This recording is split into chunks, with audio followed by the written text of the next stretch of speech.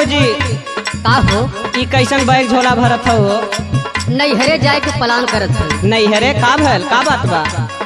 नहीं अब रहब ना, अब जात हनी नैहरे। अरे भौजी का हो गल हो? सुना सुनावा। अरे सुते दूरा अलगा खटिया डार हो बलम मोर को हाय गइले नन्नती।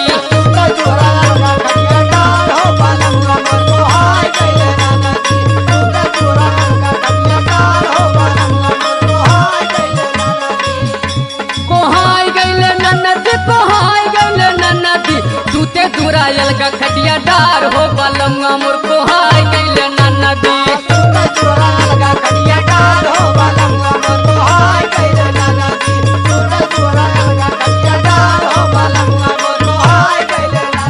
तो कुछ कैले हो तबे न भैया को हाई गई ने। हम कुछ ना कैले ही, जब से गौने आई तब से इनकरी आदत हो। सुना सुनावा। लगाता सवतिया कौनो न केलो भइले से भाई